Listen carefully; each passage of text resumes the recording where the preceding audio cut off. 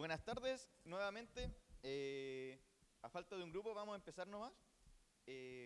Vamos a presentar nuevamente a los estudiantes y la mesa. La mesa es la mesa de los proyectos de estudiantes de videojuegos y esta mesa va a presentar proyectos que son desarrollados por estudiantes de distintas etapas de su formación que destacan su creatividad y su experimentación en la aplicación del desarrollo de videojuegos. Los estudiantes que están aquí presentes son todos estudiantes que tienen un potencial de trabajo académico como en su espacio de innovación y aprendizaje en el ámbito de desarrollo lúdico y digital. A mi izquierda está Mayuri Homberger, estudiante de la Universidad Andrés Bello, que va a presentar su videojuego Night Shitai. Rodrigo Castro Pérez, estudiante de la Universidad San Sebastián con Digital Nightmare. Y el grupo de Mel Cabrera Liste, ¿sí? Ya, Victoria Soto, que van a presentar Invisor, que son de la Universidad San Sebastián. Vamos a partir con Mayuri ya.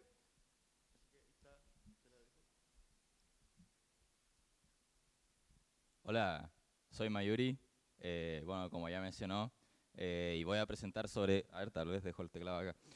Voy a presentar sobre Night Shitai, The Parts I'm Missing, que es mi videojuego. Este es un proyecto que empecé el semestre pasado en una materia en donde teníamos que hacer un juego experimental. Sin embargo, después de que terminó el semestre, también lo seguí desarrollando un poco y lo terminé lanzando en itch.io de forma gratuita. Así que sí. Night Shitai es principalmente una novela visual, pero que tiene ciertos elementos interactivos que no se suelen ver en el género. Les voy a contar la premisa. Principalmente se trata de una mujer que es Nai, la cual en cierto momento de su vida trató de matarse, pero que descubrió así que era inmortal y que por más que se quitara incluso partes del cuerpo, no moría. Entonces el juego sucede mucho después, en donde Nai simplemente está comiéndose un ramen, viendo la televisión, pero digamos los recuerdos de estas situaciones la atormentan. No, está bien ahí. Me iba a centrar en mi presentación más que nada en lo que viene siendo la ludonarrativa y la kinestética. No sé si son familiares con estos términos, tal vez más con la ludonarrativa. De todas formas, igualmente lo voy a explicar brevemente. La ludonarrativa la entendemos como la intersección entre lo que son la historia y las mecánicas, y la voy a ejemplificar con Undertale, principalmente porque mi ejemplo favorito es What Remains of Edith Finch, pero si me pongo a hablar de eso me demoro 3 horas acá. Así que Undertale. En Undertale está este personaje, Toriel. Me imagino que la mayoría lo conocerán, cómo va un poco la historia, pero básicamente uno cae como un humano a este como especie de cráter en donde habitan los monstruos. Y Toriel de alguna forma es como que te resguarda en su casa porque no quiere que vayas al peligro. Entonces funciona ciertamente como una figura materna para el protagonista. Y lo que pasa es que cuando tú tratas de salirte de acá, de ir a este mundo con todos los monstruos, Toriel te enfrenta para tratar de evitar que tú vayas. Entonces si es que tú tratas de no atacarla y seguir la pelea, digamos, de forma pacífica, lo que pasa es que Toriel, si te baja hasta cierto punto la vida, sus ataques están como hechos para que vayan por alrededor tuyo y no te den. Entonces, en esto podemos ver como un poco a través de las mecánicas, cómo es que Toriel de alguna forma no te quiere matar, porque te ve como hasta un hijo, prácticamente. Entonces eso es un buen ejemplo de ludonarrativa porque no solamente se explica la historia a través de lo que es el texto del juego, de lo que te dice directamente y de las visuales, sino que también a través de las mecánicas. Y pasando con la kinestética, es el sentimiento estético que da de alguna forma las mecánicas, tanto el movimiento como también las visuales y lo sonoro, pero sobre todo centrado en lo que es las mecánicas y como el flujo de las cosas. En este ejemplo voy a poner a Shadow of the Colossus, el cual es un juego en donde entras como a este reino y tienes que acabar con ciertos como colosos que son enormes y son como de alguna forma sagrados. Y para dar esta sensación de que tú eres como una polilla frente a estos colosos, lo que hace el juego es que, primero que nada, los escalas. Y mientras los escalas siempre vas así como muy lento por el pelaje del bicho. Pero también pasa que el coloso se sacude y en ese caso no puede hacer nada, simplemente tratar de rezar porque no se te acabe la estamina en ese momento. Entonces esto es una mecánica que muchas personas dijeron que era frustrante, pero de alguna forma da como el sentido estético a estos colosos y da como el sentido de que son gigantes. Entonces ahí para que entiendan esos dos conceptos. Ah, bueno, la kinestética también se suele decir mucho como game feel, así que capaz por ahí lo conocen más. Y bueno, ¿qué usos hay de esto en Naishitai? Acá tengo dos ejemplos. El primero sería un minijuego que tengo, que es el del bajo. Y pasa que en esta parte de la historia, Naishitai está de alguna forma, bueno, claramente está como muy deprimida y trata como de mejorarse y trata de conseguirse un hobby. Y prueba un montón de cosas, nada le funciona, pero dice, ya, mira, el bajo, estoy segura que me va a gustar. Entonces va, se compra un bajo, se gasta toda su plata en eso, y ¿qué es lo que pasa? Que va, lo toca y se da cuenta que no le es demasiado difícil. Entonces lo termina rompiendo. Y la cosa es que en este minijuego, yo lo que quería presentar, de hecho voy a usar un ejemplo, no jugué al The Last of Us Parte 2, pero si no me equivoco al principio del juego, o más o menos por el principio, hay un minijuego de una guitarra, donde uno puede tocar una guitarra.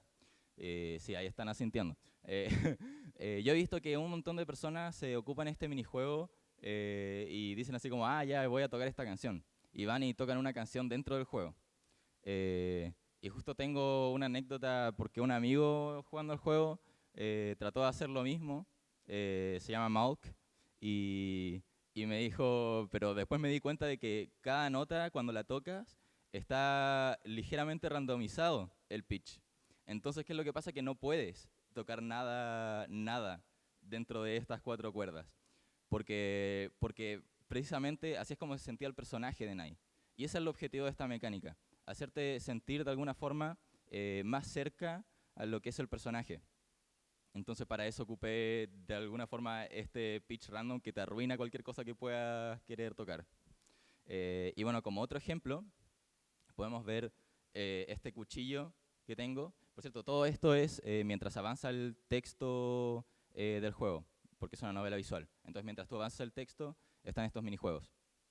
¿Y qué pasa con el cuchillo? Bueno, esta es una escena donde Naishitai como que tiene como una especie de delirio con este cuchillo, que lo ve así como casi como si le estuviera hablando el cuchillo, como si la estuviera tratando de proteger.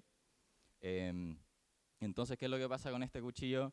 Que todos mis assets del juego son dibujos, todos son bidimensionales. Y de repente aparece este cuchillo que es 3D.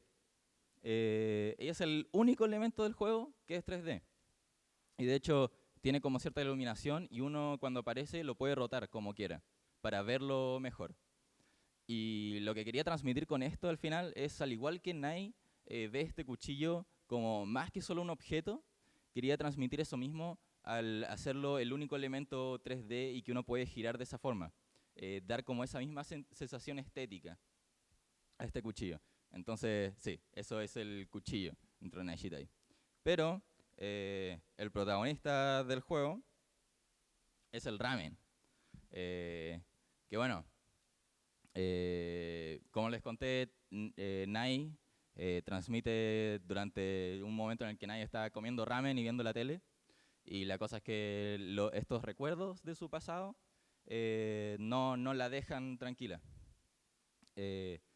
También pasa que yo al menos no recuerdo, tal vez sí hay, pero yo no recuerdo ningún juego en donde comer sea como una mecánica principal, o al menos no como de la forma así como de agarrar una cuchara y comer. Generalmente es así como cosas que van cayendo y tu personaje los come, o generalmente se centra más en la cocina, cualquier juego de este tipo. Pero yo lo quise centrar en el hecho de comer en sí mismo, y la cosa como lo hice en el sentido del game feel, de kinestética, lo que sí es que es un poco difícil de explicar, pero tú con el ratón cliqueas y mantienes en cada uno de los palillos, y ya mantenidos, tú puedes mover los palillos hacia arriba o hacia abajo. Si tú tienes los palillos abajo y aprietas la tecla espaciadora, agarras los fideos, y cuando tú tienes los fideos y vas subiendo, cuando vas subiendo es como que se van soltando. Entonces tienes que ir siguiendo presionando la tecla espaciadora para que no se te suelten. Entonces uno tiene que más o menos tener un balance entre subirlo más o menos lento y apretar la tecla espaciadora. ¿Qué es lo que pasa? Que este es el minijuego más importante porque es uno que se repite como unas 5 veces a lo largo del juego, que el juego dura como unos 20 minutos. ¿Y qué es la sensación que quise dar con este minijuego? Bueno, este minijuego se va haciendo cada vez más difícil.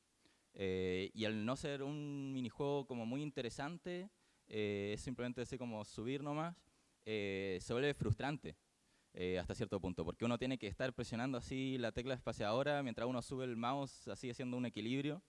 Y se siente, sobre todo así como ya cuando vas por la 4ª vez, se siente muy frustrante este minijuego. De alguna forma no es muy entretenido. Pero lo que quería decir con esto, de alguna forma, de que cada vez sea más difícil y más frustrante, es dar a ver cómo una persona en este estado de depresión, incluso llegando a una crisis, tiene problemas para hacer las cosas más básicas del día a día. Al final todos comemos todos los días porque de alguna forma lo necesitamos para sobrevivir. Sin embargo, cuando uno está en este tipo de estado de ánimo, incluso cosas así se pueden volver muy difíciles y muy frustrantes. Entonces eso es como yo quería, de alguna forma, a través de esta mecánica, dar a entender eso. Y sobre todo, el final del juego termina con uno de estos minijuegos, que bueno, también es el único minijuego que interrumpe lo que es el texto. Y el juego termina con uno de estos minijuegos, pero que es imposible llegar arriba. Es imposible llegar a comerse los fideos. Y al final, como después de 40 segundos así, nadie los tira. Se rinde, de alguna forma, porque ya está demasiado colapsada. Y así es como termina el juego, básicamente. Ese es como el mensaje, de alguna forma, ludonarrativo. Quería leer un comentario que me llegó a Lich por Stars Swills Hat, que dice así: "The first time it felt so easy to eat the noodles. Nevertheless, it became progressively more complicated and actually quite frustrating. It truly evoked the feeling you get when you're so depressed that everything feels difficult, even such a simple activity." Y yo recibí este comentario y fue como, alguien lo entendió. Qué bueno. Entonces me hizo muy feliz, me subió mucho el ego. Y bueno, quería hablar también un poco de lo que es el encuadre de los juegos. Ahí tengo un profe que le gusta bastante este tema. Y al final es qué incluyes y qué no incluyes. Sobre todo en este caso hablando de las mecánicas del juego. Y bueno, justo antes puse un ejemplo de The Last of Us con lo de la guitarra. Realmente el segundo juego yo no lo he jugado, así que no sé muy bien, no puedo opinar. Pero del primer juego sé que tengo opiniones. The Last of Us es una excelente historia. Sin embargo, cuando tú ves el encuadre del juego que priorizaron para poner las mecánicas, porque es una historia muy personal de cierta forma de una niña y un hombre que llegan a tener una relación de padre e hija hasta cierto momento, y cómo hacen todo esto en una situación muy difícil de un apocalipsis zombie. Pero realmente lo que prioriza el juego en temas de mecánicas, lo que entra dentro de ese encuadre es sistemas de resource management y disparar enemigos, matar, armas melee, cosas así. Y bueno, esto va a sonar así tal vez como una señora vieja diciendo: es que los jueguitos solamente son de matar y disparar y no de dar abrazos. Y es como, ya señora, déjese de hinchar, pero al mismo tiempo como que igual tiene un poco de razón, porque siendo una historia así como tan personal y la cosa, porque no hay mecánicas que vayan a representar eso. Entonces ahí como que algo se explica por la historia, pero no en el tema del gameplay. Entonces como que yo con mi juego traté de cierta forma incluir cosas que me pareciera que fueran relevantes a la historia y que transmitieran algo. También quería comentar en este punto, justo cuando yo presenté este juego al final del semestre pasado, me hizo un comentario acá Eduardo Ferri, que me comentó que él cree que el juego funcionaría mejor si es que hubiera una escena en donde uno hiciera como estas mismas cosas que hace Night Shitai de automutilarse. No en la vida real, claramente, no espero que el jugador haga eso, pero dentro del juego, interpretando al personaje. Y también es algo que yo pensé, y que traté de pensar cómo incorporarlo, pero al final decidí no hacerlo. Y este es mi razonamiento. En lo personal, como que siento que las mecánicas de alguna forma tienen que transmitir la sensación que siente como la protagonista para generar una conexión. Y lo que pasa es que si yo pongo un minijuego en donde el jugador esté obligado a cortarse una mano, el jugador va a pensar, yo no quiero hacer esto, yo no quiero dañar al personaje. Pero Nai cuando hace eso, Nai piensa, yo me quiero cortar el brazo, yo odio mi brazo y me lo quiero quitar de encima. Entonces ahí hay como una dinámica en donde el jugador no está pasando por el mismo proceso mental que Nai, está haciendo algo completamente distinto y al final se siente como cuando uno es un niño pequeño y te dicen, oye, discúlpate con esa persona, que en verdad esa persona no se lo merece, porque esa persona no te hizo algo mal o algo. Y te dicen, perdónate con esta persona. Y tú dices, ya, mira, por quitarme la molestia de encima, le voy a decir perdón a esta persona, pero en verdad no lo pienso. Entonces yo siento que incorporar ese tipo de mecánica daría ese mismo efecto. Y según yo sería contrario a lo que buscaba mi juego, que es acercar al jugador a Nai. Entonces sí, ese es mi razonamiento. Bien, finalmente con una especie de conclusión, pero también mensaje, y acá teniendo a John Katamari, lo conocerán por videojuegos como Katamari Damacy. Para mí es una gran inspiración Katamari, porque de cierta forma creo que representa muy bien esto de ser uno mismo y hacer algo distinto.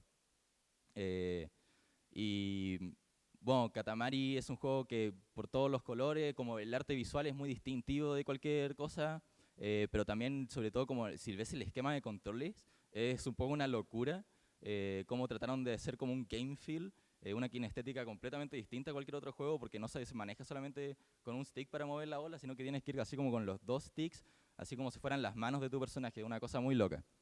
Y a mí me gustaría que también, como los juegos que vayan a desarrollar como los individuos, sean únicos, que traten de ser su propia cosa.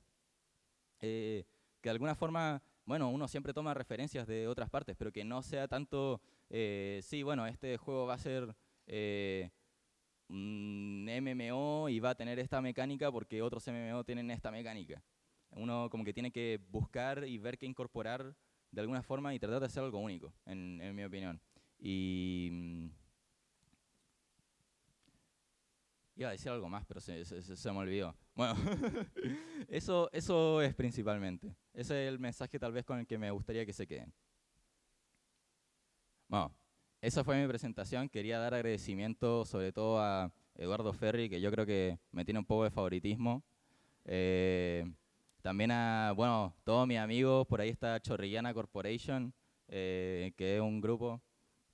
Y también a Spirit Box y Guest, que son quienes hicieron el soundtrack de mi juego. Que sin ellos, el juego no sería ni un tercio de lo bueno que es. Y ahí tienen mi link de itch.io, ahí para que puedan revisar el proyecto. Muchas gracias por su atención.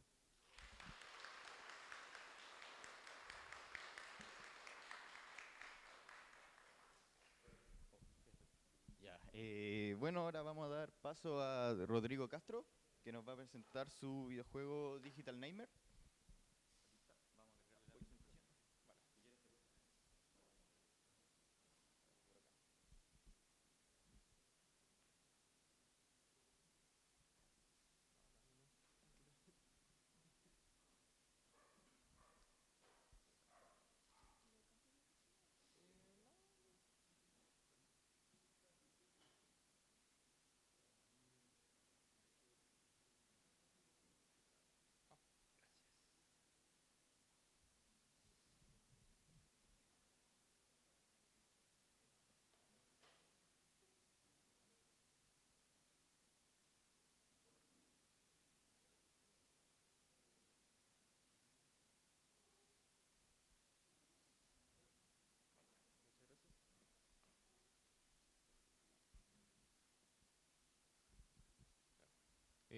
Hola, buenas. Soy Rodrigo Castro de la Universidad San Sebastián. Le voy a mostrar parte de mi proyecto que se llama Digital Nightmare. Es un juego en realidad virtual, el cual trabajé cuando estaba en tercer año. Actualmente estoy en quinto año. Up. Ya bueno. Les explico un poco de qué va. A ver, es un juego donde uno entra, te cuentan una pequeña historia, que hay un lugar abandonado que tiene cierta energía siniestra, por así decirlo, y lo único que te dan es una linterna y un bate, que son las herramientas que uno tiene para combatir a los espectros y monstruos que se acercan hacia ti. Bueno, parte de la metodología, primero tomar en cuenta que ocupé Unity y Maya por el tema del modelado 3D y el ensamblaje del juego. Y los dos referentes más grandes fueron Five Nights at Freddy, por el tema de que cuando empecé a trabajar en el juego, era la primera vez que hacía un proyecto en realidad virtual.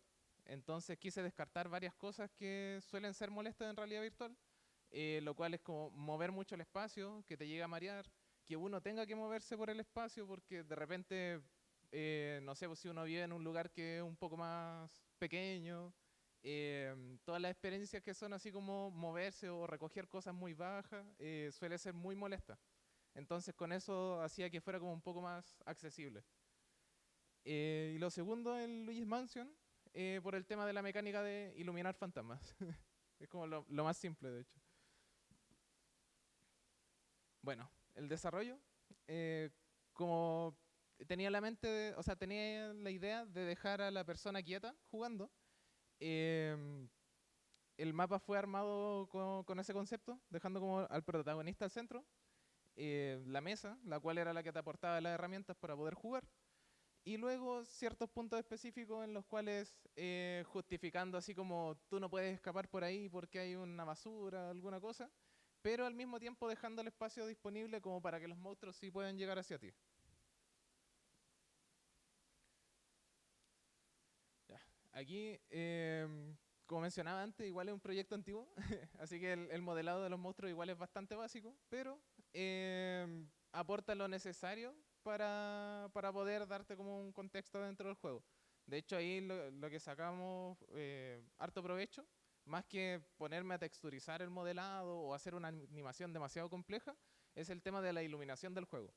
Dejamos que todo fuera muy oscuro, entonces, más allá de qué tan realista o detallado se viera, la cosa era como que tú veías como la sombra de la cara, un poco de los brazos, entonces eso ya generaba un poco de miedo dentro de la experiencia. Oh. Ah, ahí está la caminata básica. Se ve súper chistoso aquí en realidad, pero dentro del juego no es tan chistoso. Ya. Y aquí por la parte del Unity, locura. Locura totalmente. Como decía, era el primer proyecto en realidad virtual. Así que fue una batalla con colliders, códigos, conceptos, diseñar un tutorial que fuera entendible, una interfaz. Como también el tema del sonido. Creo que una de las cosas más importantes, aparte de el cómo se ve, el cómo se siente, se aporta mucho el sonido, ya que primero era una mecánica para saber desde qué dirección viene el monstruo, porque como mostraba anteriormente, pueden venir de las dos partes frontales, pero también vienen de la espalda. Entonces, sin sonido, es imposible decirle al jugador de dónde viene.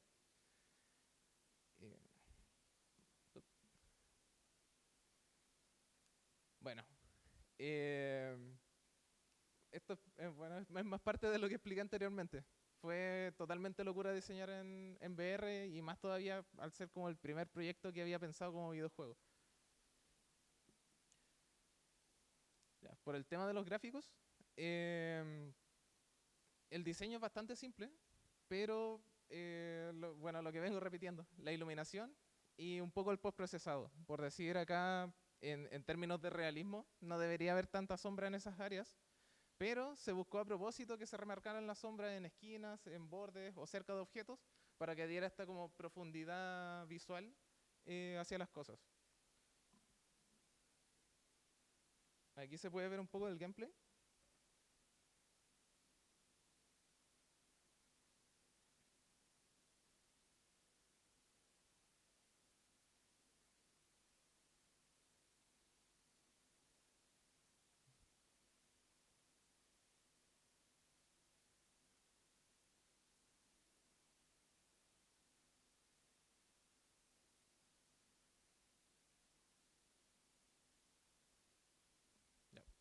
Sé que se ve muy oscuro, casi no se ve, pero en VR normalmente uno tiene como está totalmente aislado del entorno, no se contrasta tanto la oscuridad, y esta oscuridad fue como el punto justo como dejarlo para que se sintiera esta sensación de miedo y funcionara el juego realmente.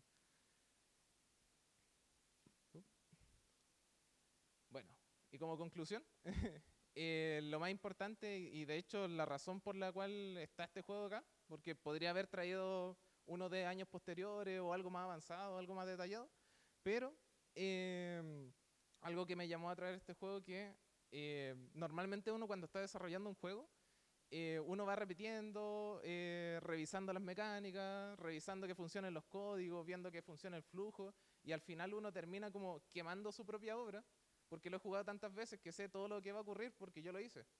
Pero una de las cosas que me gustó mucho de este juego fue que como lo pensé como un endless game, como que uno sobrevive hasta que ya no pueda más. Después, cuando ya tenía el entregable, cuando ya tenía el proyecto para pasarlo como solemne, realmente me divertí a mí mismo jugarlo.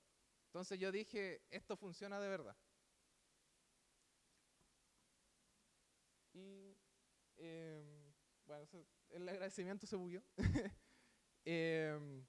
¿A quién puedo agradecer? Totalmente al profesor que estuvo encargado de la solemne, ya que aparte de haber sido una buena solemne y que me fue bien en la nota, etc., el profesor vio el potencial del proyecto, vio cómo trabajé y terminó ayudándome y incluso me dio una oportunidad de trabajo, que es la cual mantengo hoy en día, así que 1000% agradecido con el profesor. Y por acá dejo un par de datitos de mí. El correo, si en algún momento alguien quisiera colaborar o ver algún proyecto, totalmente abierto a eso. El Instagram, en el cual es como 100% dibujo. Y el LinkedIn, donde ya hay un poco de todo.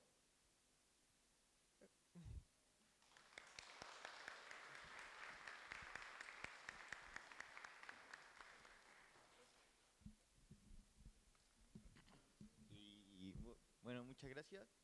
Vamos a darle paso a Victoria Soto con su juego Invisor. Invisor. Gracias. Y adelante.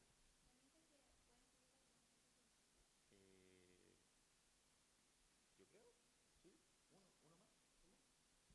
Uno más. Con que suba uno.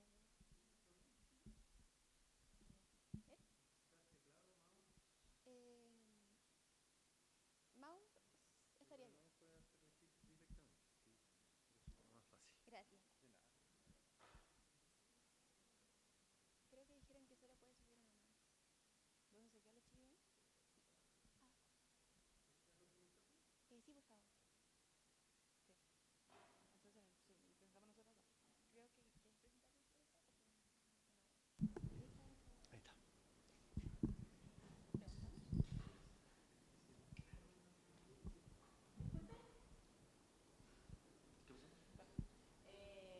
¿Solamente podemos presentar dos representantes o puede llegar todo el equipo? Porque teníamos planeado que fuese como una presentación en equipo. ¿Sí? Pero que sea como rápido. O Ah. sea, que no sea tan como trabajo. O tal vez que después En- se pero- vayan de vuelta. Sí. Para que quede ¿No? Sí, de verdad. Ya.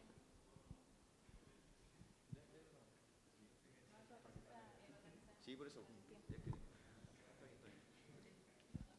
Estamos cambiando la derecha, amigo. Pero por supuesto.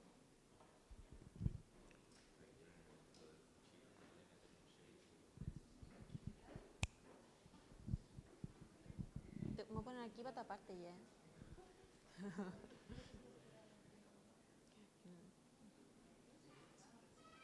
Ah, sí. Y es una voltereta. Es adelante y atrás. ¿Cómo más? ¿Bien? Aquí. Sí, con la ruedita. Bien. ¿Qué harían si les dijeran de que un amigo muy cercano a ustedes en realidad siempre ha sido un farsante?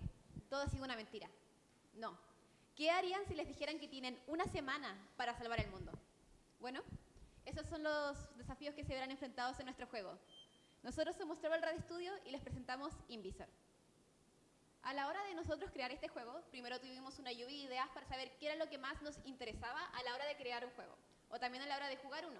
Ahí salieron algo como lo que pueden ser las temáticas de las novelas visuales, como Doki Doki Literature Club, pero también hablamos de lo que son las temáticas a nivel de jugar o de explorar, como pueden ser cómo los videojuegos hacen que abiertamente confíes o desconfíes de los personajes, como por ejemplo Danganronpa, de que en sí te incita a desconfiar de todo el mundo.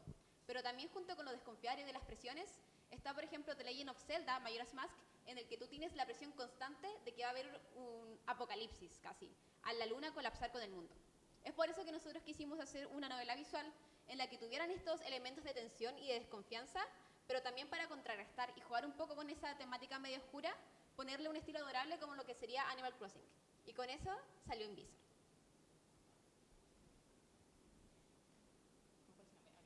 Ya, antes de explicar un poco lo que es el juego, vamos a empezar con la premisa, que es básicamente de que en el planeta Fus todo era paz hasta que llega la noticia de que un asteroide con un gen mutante va a estrellarse dentro de una semana y va a causar cambios irreversibles en el planeta. Ahora, por otro lado está Nova, un detective con un espíritu comprometido por salvar su planeta, el cual es enviado a trabajar con un grupo de 4 científicos, los cuales están obligados a cooperar, pero hay un impostor entre ellos, la persona que está trayendo el asteroide hacia el planeta Fus. ¿Podrá Nova descubrirlo a tiempo? Ok, Invisor se trata de una novela visual de misterio, la cual tiene mecánicas de resolución de puzzles, toma de decisiones y además está realizada en una cámara de primera persona y consta de 4 finales distintos. Bien. La metodología que nosotros utilizamos para la realización del juego fue hacer todo lo que viene a ser modelado 3D, como de los NPCs, los personajes, props y todo lo que viene a ser el mapa, en Maya. Luego nos pasamos a Unity para hacer todo lo que ya es construcción del mapa y el posicionamiento de todas las cosas. Y por supuesto el código. Las aplicaciones de Sketchbook, Ibis Paint y Photoshop las usamos para hacer todo lo que viene a ser diseño en 2D, como de los mockups, las WIS, el diseño de los personajes y de los fondos del videojuego. Y finalmente After Effects lo utilizamos también para hacer diseños de mockups, pero en movimiento, para poder determinar de mejor manera cómo iba a ser el desplazamiento de la cámara y el menú principal. En cuanto a nuestros referentes visuales, nosotros utilizamos The Cult of the Lamb por el diseño de personajes, que es más bien adorable, en un ambiente más oscuro, y los diseños de Animal Crossing más que nada por el diseño 3D de los personajes. Sobre la música que nosotros utilizamos, fueron de diversos videojuegos con una estética más bien como misteriosa o extraña para darle como esa sensación justamente de misterio al jugador. Ahí.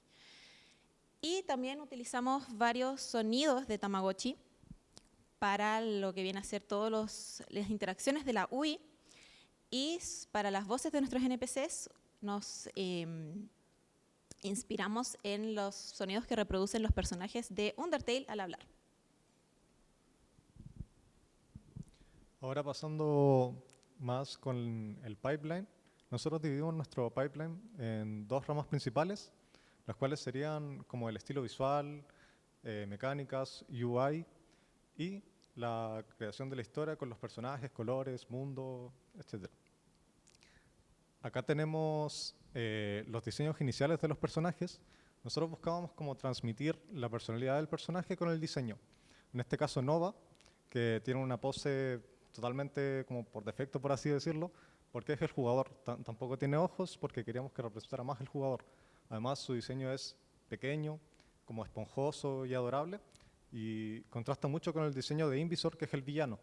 que es más alto, malvado, esbelto, más puntiagudo también. Luego están los diseños de Franz y Gumi. Franz siendo como más altanero, más egocéntrico, ahí mismo se ve la pose que tiene como la mano en el pecho, como mirándote por encima, mientras que Gumi es mucho más amigable, como más sencillo de aproximar. Aquí está el diseño de Millie y el diseño de Gearblob. Millie es la que desvía la mirada, más introvertida, más tímida, mientras que Gearblob es como más callado, más pensativo y relajado. Aquí está el diseño de la sala principal del juego, en la cual ocurrirá como la mayor parte de las interacciones y donde los personajes principales se juntan a hablar del problema que acontece, que es el asteroide Invisor viniendo al planeta Fus. El diseño quisimos basarlo como una especie de laboratorio con cables colgando del techo, con maquinaria grande, con libros esparcidos, papeles y demás. Acá tenemos la sala del telescopio, la cual es como la base donde atacan al asteroide, por así decirlo, con este como especie de telescopio que también es un arma, y donde ven como qué está pasando con el asteroide a través de un monitor. Además, esta sala es la única que transmite como el paso del tiempo de forma visual, ya que ellos están como en un subterráneo, pero esta salita tiene como una ventana hacia el exterior, por lo cual la luz cambia en función de la hora del día. Ahora pasando con las mecánicas principales, nuestras mecánicas se basan en el estilo de juego point and click. Entonces es lo típico de me dan un objeto, ese objeto se almacena en mi inventario, puedo verlo, puedo ver su información o puedo usarlo. Y las mecánicas que mencioné en los escenarios, que serían la de atacar al asteroide a través del telescopio y la de ver como la información de Invisor, también poder ver el paso del tiempo y que pase el tiempo al hacer ciertas acciones clave durante el día. Acá tenemos un mock-up de cómo queríamos que se viese el juego inicialmente, totalmente 2D y point and click, pero esta idea fue mutando poco a poco hasta llegar a esto, que sería totalmente 3D, con algunos elementos 2D que serían de la HUD, y con movimiento más libre, que se pueda explorar el escenario y ver como las distintas cosas de este. Bueno, en el desarrollo de la producción de Invisor, hicimos una división con lo que sería el modelado y el arte y la programación como se ve en este mockup. Empezando con los personajes, que hicimos una carta de presentación una carta de expresiones, una ilustración de presentación del personaje y además un modelado 3D. Aquí se puede apreciar a Nova, que es el protagonista, que es un detective que se caracteriza por ser muy callado, analítico y desconfiado por su propio trabajo. Siguiendo con Millie, la directora de investigación, que se caracteriza por ser un personaje benevolente, un poco tímido y a primera impresión ingenua, pero en realidad es un personaje muy inteligente. Gumi, que es un personaje que funciona como mediador por su actitud cálida, calmada y pacifista. Es el secretario de Millie.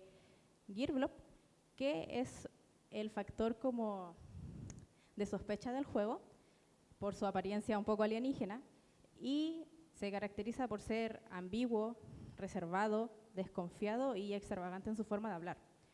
Franz, que es el sobrino del fundador del laboratorio Stellar, que es donde se desarrolla la historia, es un personaje elocuente en su forma de hablar y actuar, pero egocéntrico, rozando lo arrogante. Y bueno, finalizando con Invisor, que se supone que es el invasor, el alienígena, que lleva 6 años viviendo en el planeta Fus, que bueno, es un alienígena cambia formas, entonces no hay forma de saber quién es. Es despiadado, versátil y manipulador. Siguiendo con lo que sería el diseño de entornos de nuestro juego, una vez que ya teníamos lo que serían los diseños principales y ya definidos de nuestras salas principales, es que empezamos con lo que sería el modelado 3D de estas. Aquí se puede ver lo que sería el render final de la sala principal, donde podemos ver un personaje de fondo junto con lo que serían el resto de props. Podemos ver la pizarra que utilizan junto con el resto de su maquinaria.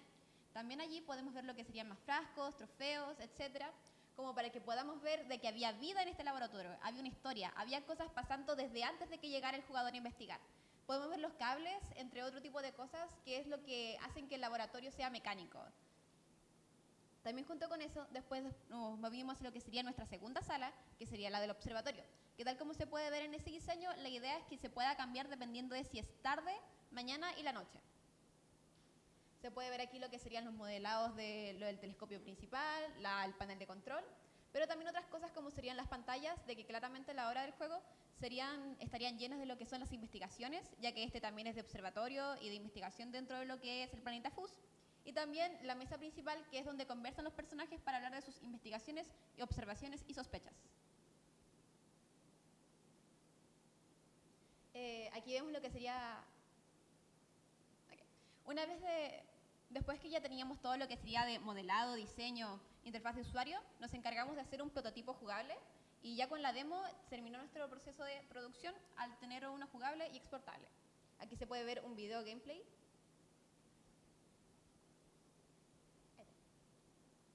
Aquí está lo que sería nuestro menú principal, donde se puede ver que nuestros botones principales igual son, y la interfaz en general, intentamos que tuviera media estética como si fueran hologramas, para así intentar capturar mejor lo que serían hologramas o tecnología de otro planeta. También podemos ver junto con eso que en las cajas de diálogo no simplemente aparece el nombre del personaje, pero también aparecen sus expresiones, puesto que así vemos qué es lo que está diciendo y cómo lo está diciendo, cómo es lo que está sintiendo, cómo lo está diciendo y lo expresa el jugador. También por eso, como acabamos de ver allí, es de que no es simplemente el jugador el que le habla al personaje, sino que dependiendo de lo que haga o toque, el personaje también empieza a hablarle al jugador, dependiendo de lo que pase, para así generar una atmósfera que tenga mucha más vida. Es justamente por eso que, tal como vemos ahora que el jugador está explorando y está tocando más cosas, le salen opciones de diálogo que antes no tenía, puesto que también para generar lo que es misterio y más dinámica, es que el jugador solo puede hablarle a los personajes en base a las cosas que él mismo va descubriendo, y así puede ir desbloqueando más diálogo y conocimiento. Aquí también podemos ver otra de lo que serían nuestras dinámicas y mecánicas, como dijimos, de resolución de puzzles, en la que, por ejemplo, en un mismo código que tenemos en la demo, se puede encontrar la respuesta para abrir esta puerta y así entrar a la siguiente sala. Bueno, para la creación de este videojuego hicimos un énfasis especial en lo que sería la estética visual, ya que queríamos lograr ambientes amigables y tiernos. Para lograr eso, usamos una paleta de colores pastel, un estilo simple pero caricaturesco y además diseño de personajes inspirados en animales o en criaturas coloridas y suaves.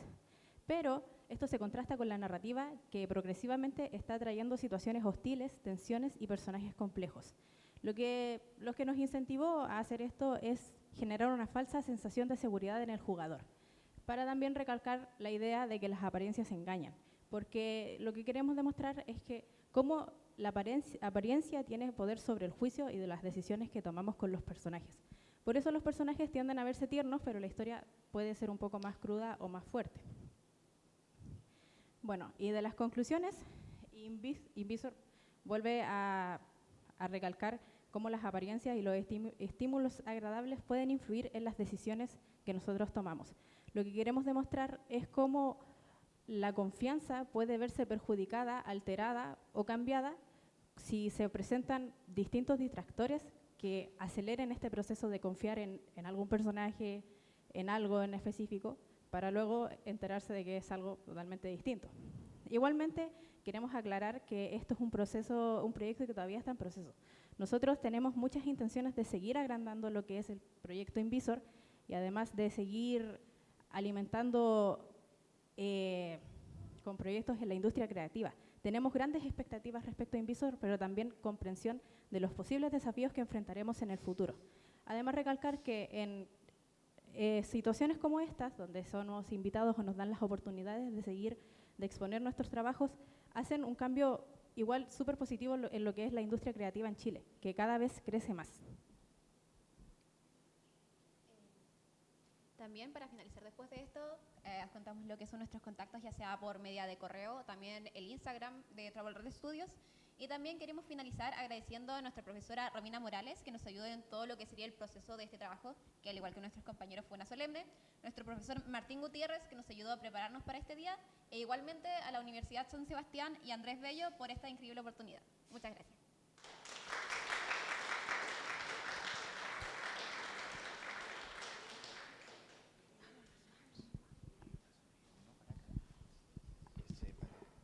¿Cómo se llama ella?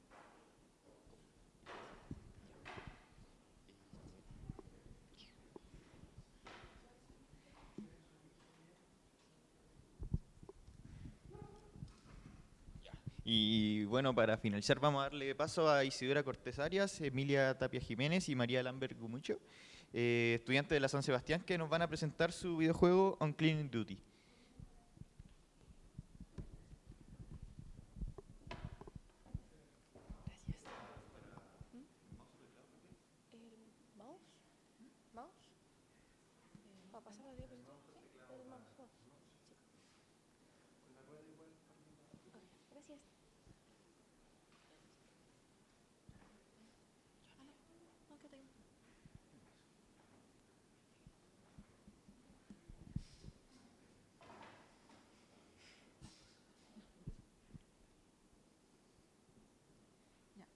Buenas tardes, compañeros, invitados.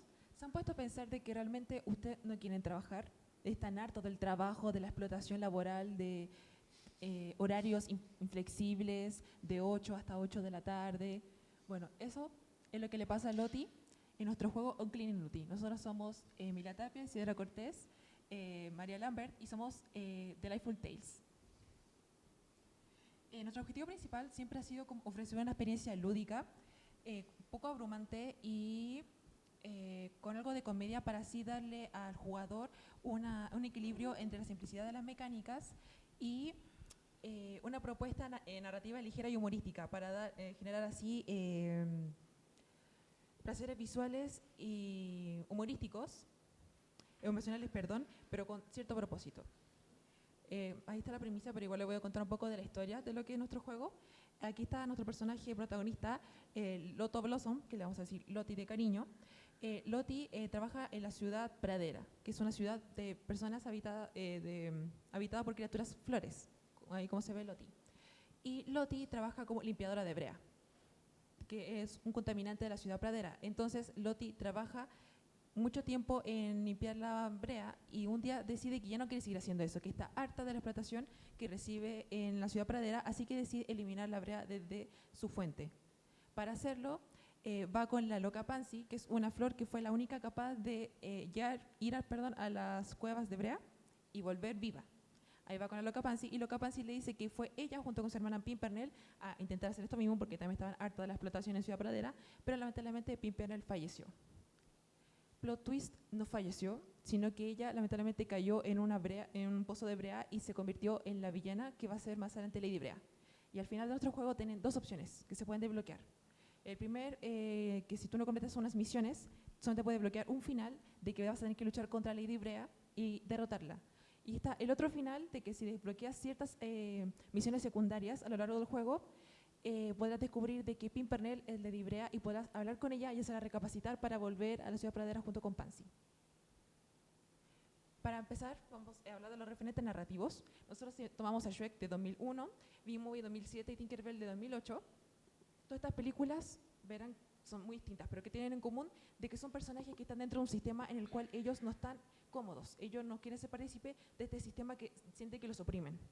Entonces, son personajes que buscan rebelarse contra el sistema o intentar cambiarlo. Y así es Loti, que intenta destruir el sistema que la tiene esclavizada. Perdón. La metodología, más que nada, la mayoría de los modelos se hicieron en Maya Autodesk y aquí también se ven Illustrator y Photoshop, en el que se hicieron la mayor parte de arte conceptual, y nuestro software principal para la programación del juego fue Unity.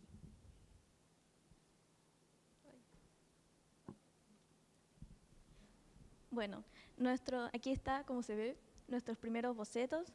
Al principio, nuestra idea quería ser algo muy tierno y por eso lo primero que pensamos fue en caramelos y color de rosa y una ciudad entera hecha de dulce, pero al final la idea no nos terminó de convencer, entonces decidimos hacer una pradera, que para nosotras la estética pegaba más con la historia del juego. Y aquí están nuestros referentes principales, y Loti es un loto, es una flor de loto. Aquí están los primeros bocetos de Lady Brea y la Loca Pansy, y más que nada utilizamos los nombres literales y también los colores y la forma literal de las flores que se ven ahí, que son la Pimpernel y la Pansy. Y principalmente para el diseño de los vestuarios nos basamos mucho en la película de Epic de 2013.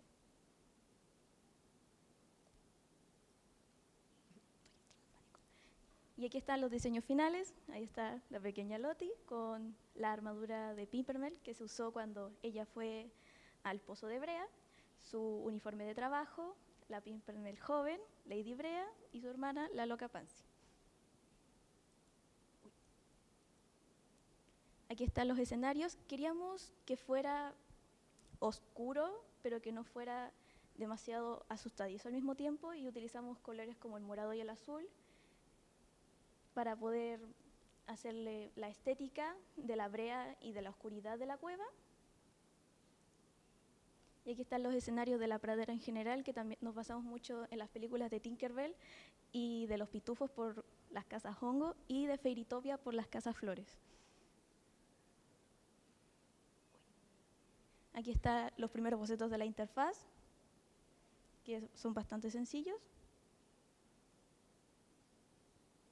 Y aquí está el diseño final de la interfaz, que sería el menú de pausa del juego, el menú de inicio del juego y las configuraciones.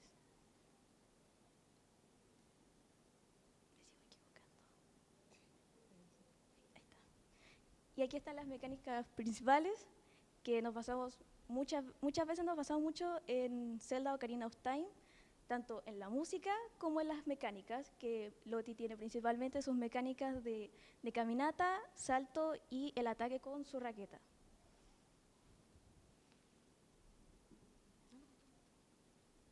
Ahora pasamos un poco el proceso de modelado. Todos los modelos de personaje, los assets y el escenario fueron modelados en Maya y texturizados en Blender. Aquí está el proceso de modelado de Lottie. Se empezó con el cuerpo, me basé mucho en que fuera estilo chibi y low poly. Y en general fue un proceso sencillo. Lo más complicado fue el pelo o los pétalos, ya que como son flores, tienen cabello de pétalos. Y eso fue lo más complicado, hacer que se viera bien y que parecieran pétalos. Ahí están las animaciones. También, el rig también fue hecho en Maya. Aquí está el proceso de modelado de Lady Brea, que también lo mismo, hecho en Maya y texturizado en Blender. Algunos assets, lo mismo en Maya y Blender. Y los assets ya incorporados en el escenario. Algunas dificultades y mejoras. Tuvimos algunos errores con los scripts, ya que al pasar el archivo de Unity entre computadores para seguir trabajando, habían botones que no funcionaban o los diálogos tampoco funcionaban. Entonces esos fueron algunos errores. Tuvimos problemas al exportar las animaciones, ya que originalmente hicimos un rig para animar, no para videojuegos. Entonces Unity no lo tomaba, por lo que no podíamos exportar las animaciones. El problema de rig, y también tuvimos errores con la cámara. Para las mejoras tuvimos que rehacer el rig. Tuvimos que hacer un rig mucho más simple y al final sí pudimos exportar las animaciones y todo funcionó. Todo esto fue gracias a nuestra profesora, que nos ayudó mucho con todo el tema del rig y de las animaciones, y pudimos optimizar el escenario. Aquí un poco del gameplay.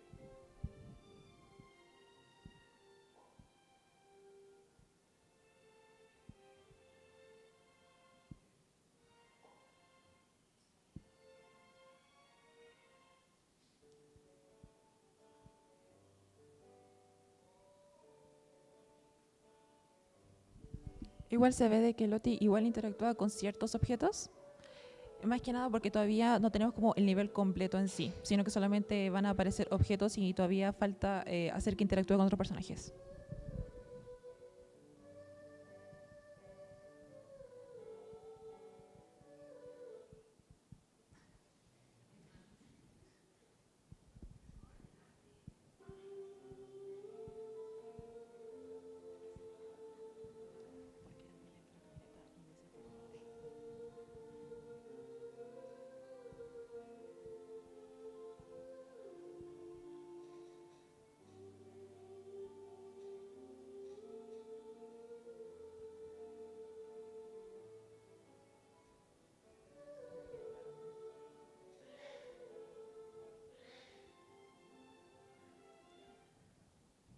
como conclusión, nos gustaría seguir aprendiendo sobre el desarrollo de videojuegos, ya que es algo que nos interesa bastante. También y nos gustaría seguir aprendiendo para poder terminar el juego, ya que como vieron todavía está en una base todavía está muy al principio del juego, le falta mucho desarrollo todavía. También nos gustaría servir de ejemplo para otros jóvenes y para demostrar que es posible hacer sus propios juegos y es posible desarrollar juegos con un estilo bastante marcado o con una visión muy específica, y que con mucho cariño, mucha orden y mucha paciencia se pueden lograr resultados buenos que incluso superan las expectativas originales. Para nuestros próximos pasos, más que nada, como se mencionó, queremos optimizar la mecánica fluida del juego, ya que todavía se vio que le falta bastante, y de esa forma poder publicar una versión jugable en línea, posiblemente en Stitch.io o en Steam, para que muchas otras personas puedan jugarlo. También queremos participar más en ferias y concursos independientes, y como un próximo paso, como ya una producción profesional, queremos consolidar a The Lifeful Tales Studio como un referente de diseño de videojuegos universitario. Queremos agradecerle, en especial queremos hacer un agradecimiento para nuestra profesora Romina Morales, que fue la que nos ayudó en la programación de nuestro juego, al profesor Martín Gutiérrez, a la profesora Karen Fredes, por ayudarnos en la presentación, a la Escuela de Diseño de nuestra universidad por apoyarnos, y obviamente a la Universidad de Andrés Bello por darnos esta oportunidad de participar en este congreso. Muchas gracias. Aquí está nuestro correo, por si quieren que le podemos compartir nuestro GDD, o podemos darle también la versión jugable para que lo puedan ver y dar sus opiniones. Y aquí están los créditos de lo que hicimos cada una en el desarrollo de nuestro proyecto. Muchísimas gracias.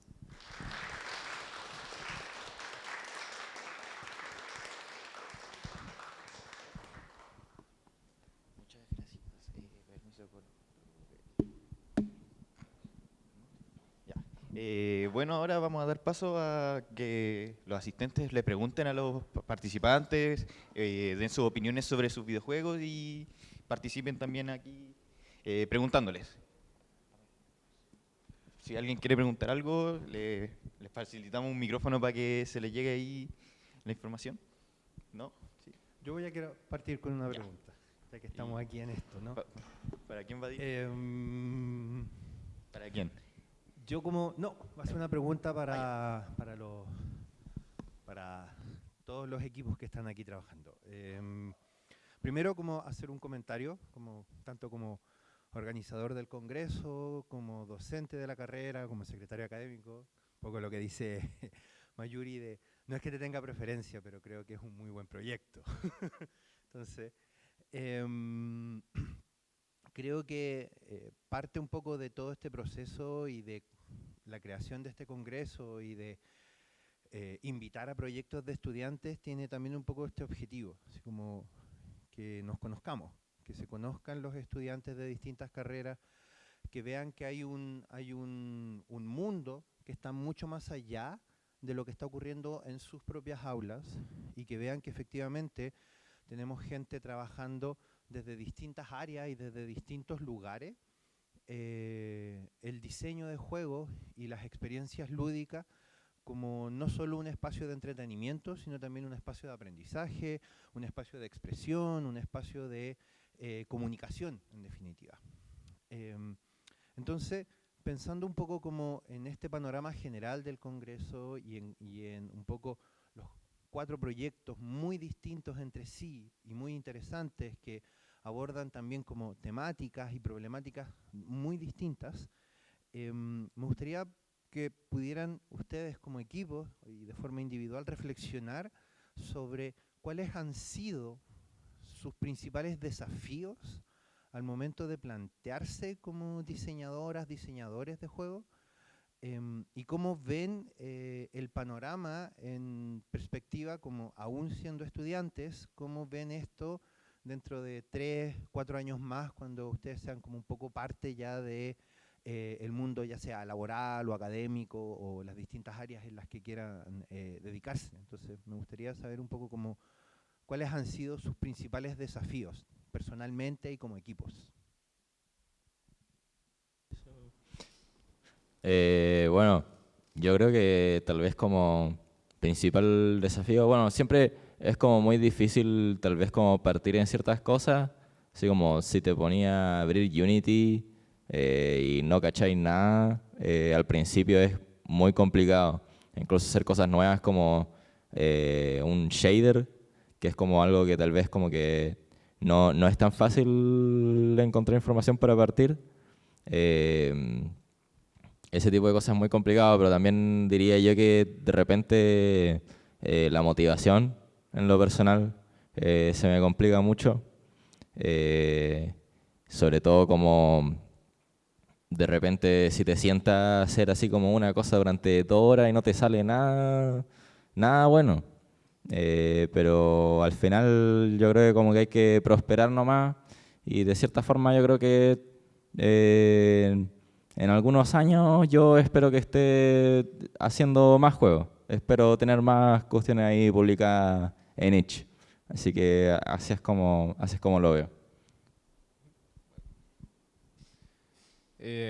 Bueno, por mi parte, siento que una de las cosas más difíciles es como dar el primer paso.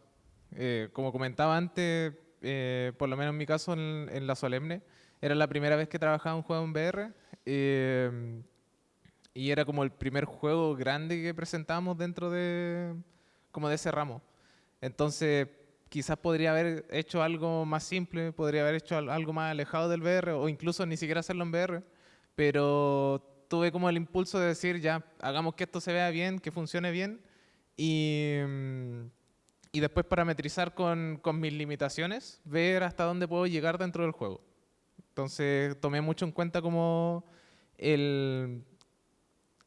a ver cómo decirlo, como qué tan alto puedo llegar dentro del Unity para encuadrar las mecánicas y el resto de cosas.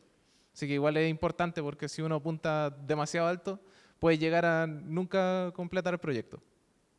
Así que eso por mi parte.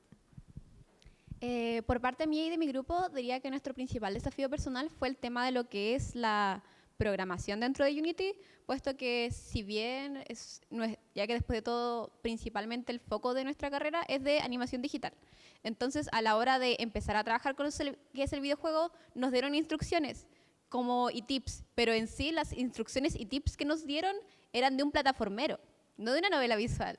Entonces por una parte fue lo de Unity en sí, y aparte es porque nosotros, igualmente con ayuda de la profesora, que también empezó ella también a investigar para poder ayudarnos específicamente, buscar y aprender instrucciones específicamente para lo que era el tema de tomar decisiones y lo de las cosas, por parte de nuestro.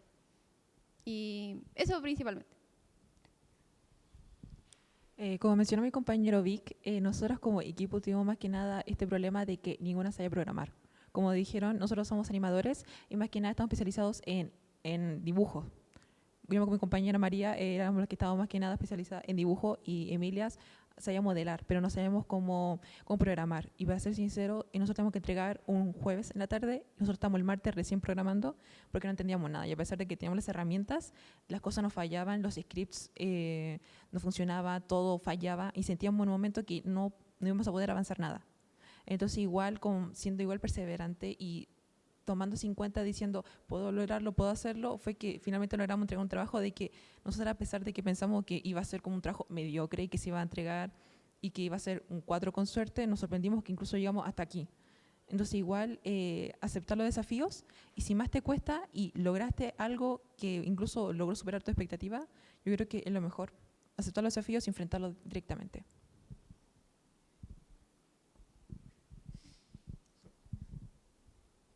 Muchas gracias. ¿El que más quisiera preguntar, aportar algo? Más allá, Germán. Hola, Germán. ¿Se me escucha? Sí, se escucha. Ya, no me acuerdo bien de los nombres, pero el que está al lado de Mayu, mi pregunta va para ti y es, como tu juego ya es más antiguo a diferencia de los demás que son más recientes, ¿qué es algo que le podrías cambiar al día de hoy, si es que le quieres cambiar algo a ese proyecto? Oh, mira, va a sonar bien chistoso, pero lo haría desde cero.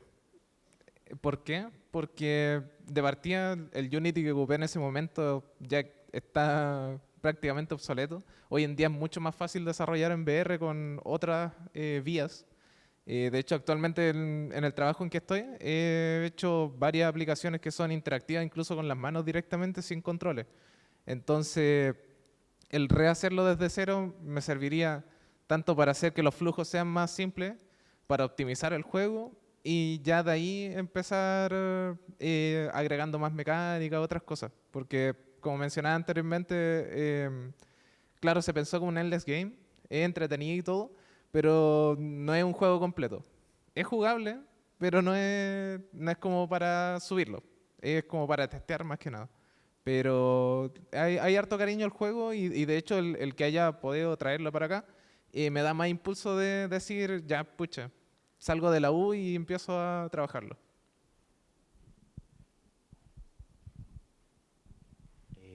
Muchas gracias, Rodrigo. ¿Alguna otra pregunta? Aquí adelante y allá hay dos más. Aquí adelante primero. No me acuerdo cómo se llamaba el juego, pero era el personaje de la Nai. Okay. Quería preguntarte si al momento, porque por lo que veo el desarrollo del juego igual tiene mucho que ver o hay una conexión muy directa con lo que es la depresión, o cómo quizá no necesariamente depresión, pero trastornos del ánimo. Mi pregunta en realidad es si te basaste en algo o como que hiciste alguna investigación o es algo como más de experiencia propia, porque en realidad siento que lo del ramen, ese minijuego tiene como una forma como súper específica de explicar cómo se siente estar en esos estados. Bueno, sí, en general como no tengo así como el conocimiento de psicología experta ahí. Es más que nada así como basado en tal vez como reflexiones, experiencias personales de cierta forma. Bueno, yo no soy invencible, ¿no? Pero pero sí, sobre todo, de hecho, como que antes estaba practicando la presentación y no sé si lo llegué a comentar acá en la presentación, pero como la intención un poco como de, al final como hacer a Nai como un personaje inmortal y de cierta forma que, digamos, se corta cierta parte del cuerpo y que no la puede recuperar, era un poco el hecho de mostrar que muchas veces como que para personas en este tipo de situaciones, me incluyo de cierta forma, como que de repente es muy, muy difícil pasar página. Y como incluso como que de repente si te sientes mejor, como que tienes como ciertos pensamientos de que como que de alguna forma incluso llegas a como extrañar esa vida de estar como deprimida y de ser como miserable. Entonces como que quería plasmar eso un poco en el personaje, en el hecho de decir no solamente es que no pueda pasar página porque está en un estado mental, sino que literalmente, digamos, se corta ciertas partes del cuerpo que ya no puede recuperar. Entonces era un poco como la conexión ahí. Entonces sí, mayoritariamente más como mis cosas personales y precisamente por eso también digo al final que me gusta mucho como las experiencias personales. Tal vez muchas veces hay creadores de juegos que hacen un juego muy personal o una animación o lo que sea muy personal y que no le va a gustar a todo el mundo, pero según yo al final las personas que sí que encuentran valor en ello como que crea como un impacto como mucho más personal precisamente. Muchas gracias, Mayuri. Para allá adelante habían dos preguntas más. ¿Aló? ¿Se me escucha? Sí, sí. Ya, mi pregunta es para Mayuri también, que ¿cómo decirlo? ¿Cómo te las arreglaste para poder trabajar en tu proyecto mientras hay otros proyectos de tareas y pruebas? Porque, por ejemplo, a mí me gustaría también hacer algo personal, pero siento que no encuentro el tiempo, por ejemplo. ¿Cómo lo hiciste? Bueno, considero que igual Nai dentro de Nai Shitai, dentro de lo que es, o sea, que es un proyecto que igual como que me tomó mucho rato de mi día y todo. Como que igual dentro de lo que cabe no es un juego súper complicado, no es una cosa así explosiva, ni mucho menos. De hecho, en lo personal, el semestre donde trabajé en este juego, la propuesta, digamos el trabajo en sí, era hacer grupos de A4, o bueno, creo que también hubo algún grupo de A3 y creo que hubo un grupo de 2, aunque creo que el grupo de 2 no le fue muy bien, pero bueno, yo también estaba en un grupo por trabajos previos de esa misma materia, pero como que de alguna forma vi que estaba esto de hacer un juego experimental y que era así como muy abierto a hacer cualquier cosa, y como que de alguna forma dije, esta es mi oportunidad para hacer algo de lo que realmente esté orgullosa. Y entonces como que me salí para hacer el juego sola. De alguna forma como que, claro, como que siempre es bueno tener como ayuda y tener como otras personas que puedan como suplir tus carencias. Pero también siento que de repente es como, yo pienso y es como, yo tengo esta visión del juego y no quiero que nadie la toque, por ningún motivo. Es mi bebé. Entonces yo creo que por eso como que me decidí hacer eso, y de cierta forma como que coincido con lo que creo que lo dijo en Indie Game The Movie, este documental, el desarrollador de Super Meat Boy, que decía, mientras más personas están en la cocina, peor sale la comida. Y no creo que sea siempre así. Muchas veces uno trabaja mejor en equipo. De hecho, la mayoría de las veces se trabaja mejor en equipo porque, claro, suplir tus carencias mismamente. Y bueno, yo también tuve, por ejemplo, estas dos personas, Spirit Box y Guest Guest, que me hicieron el soundtrack de mi juego, porque yo no sé hacer música. Así que eso, como que al final uno tiene que ver lo que puede hacer y tratar como de esforzarse lo máximo posible en como hacer algo tal vez bastante pequeño, pero que tenga impacto. Muchas gracias. ¿Alguna otra pregunta? Ahí está Jeremy. Hola, buenas. ¿Se escucha? Sí, sí. Mi pregunta es un poquito para todos, así como, ¿cuál fue el proceso o el primer paso que tuvieron que dar ustedes para elegir el proyecto en el que están trabajando ahora, tipo como en el que ya trabajaron? Como, ¿qué fue lo que les hizo decir, ya, este es el juego en el que quiero trabajar ahora? Bueno, como que más o menos ya respondí la pregunta, pero quiero decir así como concepto inicial del juego, así como nuevamente tratar como de expresar ciertos pensamientos que de alguna forma podría llegar a haber tenido en algún momento, como dar como que de alguna forma a mí como que no me gusta como hablar mucho de mi vida con otras personas, entonces digo, bueno, de cierta forma como que meto mi mente en algún juego. Entonces sí, eso fue como la principal inspiración. Bueno, por mi parte, hace un par de años atrás, porque sé que ahora el tema del plano VR como que hay todo de todo, pero hace unos 2, 3 años más o menos, igual había probado como muchos juegos como desarrolladores indie, tanto como también juegos, ¿cómo se dice? Como AAA. Y había pocos juegos como con esas mecánicas. Entonces yo dije, pucha, estaría entretenido jugarlo, sí, puedo hacerlo, quizá, y ahí di el salto para intentarlo. Y se logró hasta cierto punto. Al menos por mi parte yo también me medio expliqué en lo que era nuestra presentación, pero en sí, claro, a la hora de empezar lo que era la solemnidad de hacer un juego, nos pusimos a hablar con mis compañeros de qué juego nos gustaría hacer, o mejor, también lo opuesto de qué juego nos gustaría jugar. Entonces ahí hicimos una lluvia de ideas, al menos que cada uno dijo un tema que era lo que le importaba más. Como por ejemplo, en el tema de mis compañeros, cada uno tenía como sus opiniones diferentes y de hecho subimos como varias ideas. Por ejemplo, Mel mencionó lo de Danganronpa, también mencionamos lo de Majora's Mask. Por mi parte, yo también mencioné que me gustaría hacer un juego en el que tuvieras varios finales, como por varias razones. De hecho, nuestro juego tiene 4 finales. Entonces, al menos por la parte intentamos hacer que cada uno le pusiera su granito de arena. Y así todos estar felices para que si íbamos a hacer esta solemne y íbamos a hacer este juego, que fuera del corazón y que fuera algo que de verdad le pusiéramos empeño y cariño. Por nuestro lado, nosotros queríamos más que nada como empezamos a buscar qué cosa queríamos dar, qué queríamos hacer sentir al espectador, a nuestro jugador. Y ahí decidimos que queríamos hacer algo chistoso, algo agradable. Y más que nada, ¿qué fue lo que nos ocurrió? Que no queríamos hacer o algo como que fuera gracioso al mismo tiempo. Dijimos, ninguna quiere trabajar. Entonces empezamos a buscar un personaje y que era como un pequeño sistema en el que creamos finalmente a Loti y empezamos a agregarle una personalidad para que fuera mucho más gracioso, pero al mismo tiempo también queríamos que no fuera todo comedia, sino que igual fuera un poco más profundo. Y ahí fue donde decidimos darle como ese final de como que fuera un poquito más triste. Entonces igual queríamos buscar más que nada eso, que era algo gracioso, pero al mismo tiempo profundo. Muchas gracias por la respuesta. Si hay alguna otra pregunta por ahí. Ahí está.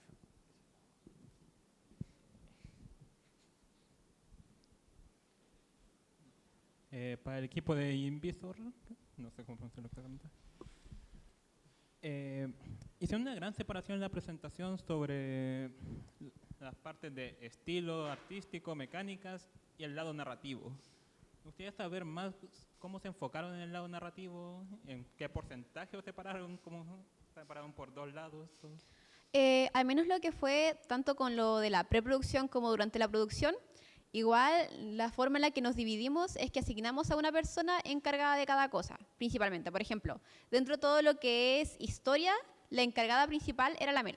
Claramente, como son varios personajes, para todos le pusimos nuestro granito de arena y de hecho hicimos en la aplicación de Milanote, que la recomiendo bastante a la hora de crear mapas conceptuales, le pusimos a la Mel notas en cada personaje de lo que queríamos lograr. Y así la Mel empezó a hacer la historia y nosotros le damos como las cosas que queríamos, etc.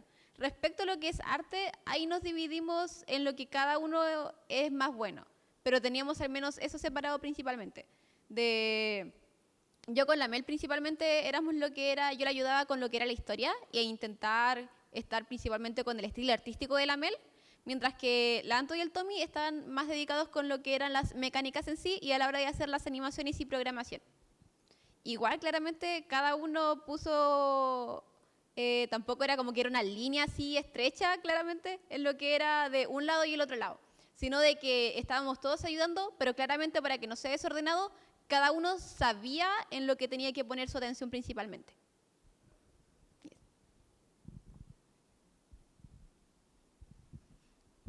Muchas gracias. ¿Quedan más preguntas? Si no, yo también voy a dejar una pregunta. ¿Allá atrás hay una? Bueno, gracias. ¿Quién va? Buenas tardes. Quería preguntarles a nivel de desarrolladores, ¿qué tan complejo ha sido para ustedes poder plasmar las necesidades sonoras que ustedes buscan a la hora de desarrollar una propuesta de este tipo, ya sea en sus distintos enfoques que tienen? ¿Qué tan complejo es actualmente desde el área del diseño de videojuegos y del desarrollo poder ilustrar así como de una forma, no sé si exacta, pero más precisa lo que ustedes sienten que son las necesidades que tienen para el desarrollo estético de los juegos? Bien, yo en lo personal como que considero, yo como que más o menos hay una página que tiene así como sound effects gratis. No me acuerdo cómo se llama, creo que Free Sound, algo así. Y generalmente vais y encontráis puras cosas que no te sirven. Pero dentro de eso, tú agarráis uno y de repente lo recortáis y te vais al Audacity, que yo no sé ocupar mucho el Audacity, pero yo entro al Audacity y digo, ya mira, filtro pitch, le meto 5 y al final mezcláis 7 audios distintos y te queda algo que sea que tal vez funciona para el contexto. También tenemos la suerte, yo creo que los videojuegos, y sobre todo si no son así como una producción súper realista, podéis estilizar mucho el audio para que sea un poco cualquier cosa. Al final Mario cuando salta no hace sonido de salto, hace sonido de zoom, que no representa nada, pero digamos tiene la función de hacer como ese input. También como que tengo cierta anécdota con justo este juego, porque en el minijuego del ramen, como que era un poco difícil representar visualmente el hecho de que se vayan separando los palillos, que se vayan soltando. Entonces en el juego como que se van soltando un poco, y yo no quería meter así como ninguna barra que te diga así como, están a punto de soltarse los fideos. Entonces lo que hice es que creé un sistema de audio que agarré así como muchos sonidos como de noise, distintos, así como noise blanco, noise negro, como muchos sistemas de noise, y creo que son así como 6 distintos, y los metí como en unos audio mixer y creé un script en el que como que a través de corrutinas fue como randomizando como distintos efectos que tiene la propiedad de audio, porque uno en el audio source le puede poner así como efectos y tienen como varios parámetros, entonces lo fui randomizando para que cada parámetro vaya así como oscilando de forma aleatoria entre cada cosa, y que hay creo que 2 parámetros que mientras más cerca están de caerse los fideos, como que van subiendo. Entonces como que tú vas subiendo los fideos y cuando están a punto de caerse hacen un sonido que es como... entonces sí, eso, como que la implementación puede ser un poco compleja, pero creo que igualmente como que uno tiene la capacidad para estilizarlo y al final hacer como representar lo que uno quiere representar con cualquier sonido. Bueno, por mi parte, diría que un poco bastante diferente a como explicó el compañero recién, ya que diría que igual fueron como sonidos muy básicos, como que en volar en la página esta del Free Sound, tal vez los podría haber sacado todos de ahí, pero lo que sí me dediqué harto a trabajar fue el tema de cómo vienen estos sonidos, tanto en sus niveles de volumen, por dónde, por qué lado lo escuchas, en qué momento se aplican, porque por ejemplo en el videojuego no había como música como tal, pero como estaba lloviendo había un sonido de lluvia todo el rato, que eran como 3 sonidos de lluvia que se entremezclaban. En un momento si se rompe la ventana el sonido aumentaba, se escuchaban truenos, se escucha la luz de la linterna cuando la activas. Había mostrado igual en el slide como los enemigos tenían como 5 burbujas de sonido, por así decirlo, y eso pasa porque la más grande era como los gruñidos, que la idea era que lo escuches aunque esté bien lejos, pero que lo escuches aunque sea un poco. Pero después las burbujas más pequeñas eran activables como si el enemigo está caminando por madera, si está caminando cerca de basura y un montón de variables más. Entonces, más que el como trabajar mucho los sonidos, mi pega fue el darle lógica a esos sonidos para que fuera interactivo al jugador. Al menos por la parte mía y de mi grupo diría que fue un poco más simple o más rápido nuestro proceso, puesto que al menos desde un principio teníamos claro que debido a que nuestro juego queríamos que fuera como tecnológico, por ejemplo lo que es la interfaz del jugador, sabíamos desde un principio que queríamos que nuestros sonidos y música en particular tuvieran como cosas medias de sintetizadores, principalmente para que se sintiera lo que es electrónico. Entonces, al menos por parte de lo que es los sonidos, yo propuse que utilizáramos sonidos de los Tamagotchi e inmediatamente encontramos una página que tenía archivado todos los sonidos de los Tamagotchi.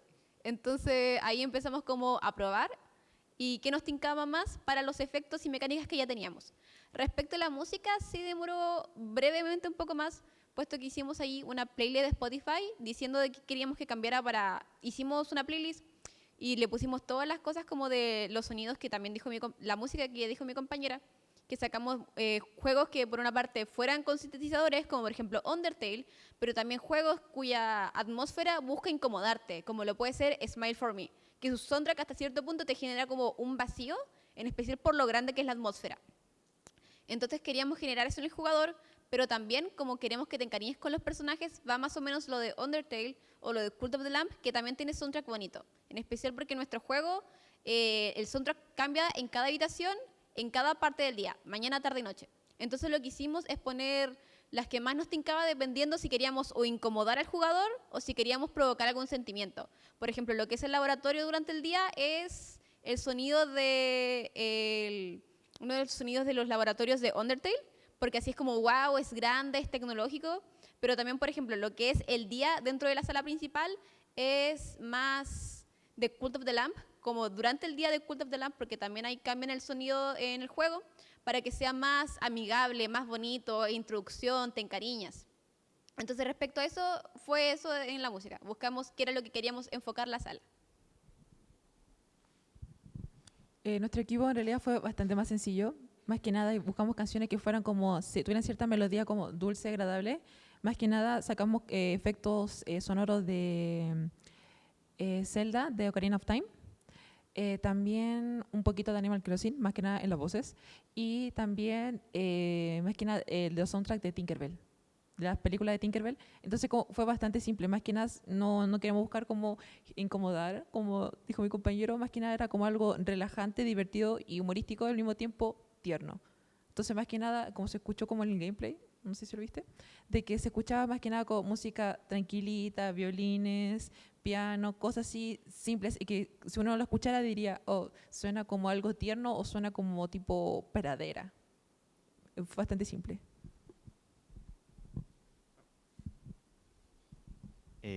Bueno, si no quedan preguntas por ahí, ¿sí? ¿No? Bueno, yo igual me gustaría preguntar. Ahí hay una que quería preguntar yo. Voy a preguntar yo entonces primero y después la pasada. Quería preguntarles cuál es su perspectiva o cuál era su perspectiva cuando iniciaron a estudiar y cuál es su perspectiva ahora. ¿Qué ha cambiado y por qué se sienten más motivados que antes? ¿Tienen como otras motivaciones? ¿Quieren hacer cosas como con más sentido? ¿Cuál sienten ustedes que ha sido su crecimiento a través de estudiar una carrera tan creativa y tan que tenga que ver con videojuegos? Que son cosas que para su generación y nuestras generaciones, no soy tan chico, tan viejo, pero para nuestras generaciones son tan importantes en nuestro día a día. Entonces quería saber cuáles son sus motivaciones y cuáles son sus perspectivas. Tal vez un poco decepcionante, pero creo que mis perspectivas no han cambiado mucho. Pero sí que creo que como que el hecho de estar como en un ambiente, como de estar como constantemente como trabajando en este tipo de cosas, de alguna forma como que te impulsa a ello, porque tipo en el colegio yo había probado tratar así como de abrir un Unity, no cachar nada, y decir así como, bueno, lo dejo, lo voy a abrir mañana, no lo abría en 2 años. Entonces como que estar en el ambiente como que incentiva de cierta forma como la creación, supongo, pero en temas como de perspectiva, así como la industria, no sé, no es tan diferente. Sigo pensando de cierta forma más o menos parecido. Está difícil la pregunta. Pero, a ver, yo diría que podría abordarlo quizás cuando estaba como recién comenzando, lo típico, está esta cosa así como, ¿irá a funcionar? Quizás no. ¿En qué me puedo destacar más o qué cosa? Pero por decir hoy en día, igual siento que estoy mucho más seguro. Estoy contento también. He visto cómo se han valorado diferentes aspectos de trabajos que voy haciendo. Entonces, eso te va llenando, te va dando un piso, por así decirlo, para seguir continuando y seguir apostando a dar siempre lo mejor. Al menos por nuestra parte en particular de motivación, creo que orgullosamente con mis compañeros desde el principio estuvimos muy motivados con lo que era nuestro trabajo, porque, por ejemplo, le pusimos muchas cosas directamente desde el cariño, como por ejemplo, parte de la solemne era hacer solo un entorno. Nosotros queríamos hacer 2 entornos y al final logramos hacer los 2 entornos. Entonces, o también con los personajes, que en sí eran 4, pero al final nos desvelamos una noche haciendo otros 2 personajes más.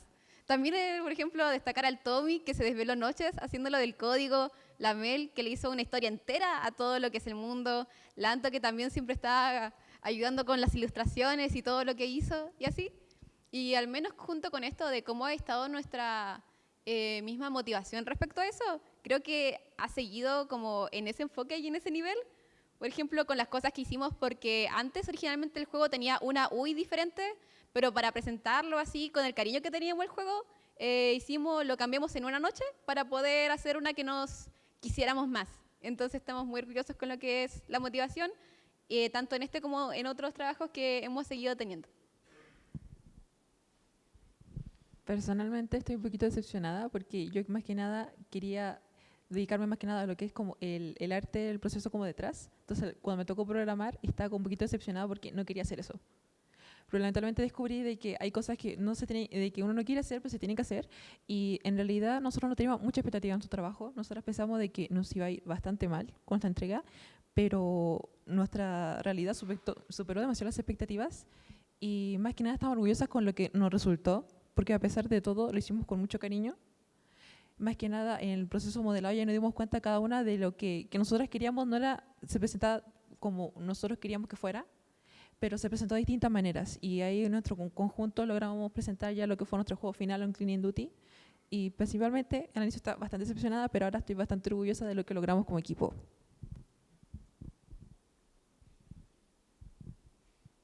Muchas gracias. Y adelante queda una pregunta.